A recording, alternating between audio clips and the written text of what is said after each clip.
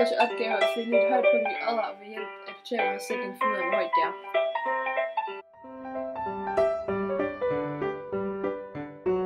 Nu kan vi så se, hvordan toppen af Emmers hoved flugter med toppen af bygningen. Nu har vi så dannet en ligebenet trekant, som har graderne 45, 45 og 90 grader, som i alt giver 180 grader, som altid er summen af en trekants grader. 7 gange Emma, som er 1,63 meter høj plus de resterende 51 cm, og det giver 11 meter og 92 cm, og derved ved vi, at bygningen er 11 meter og 92 cm høj.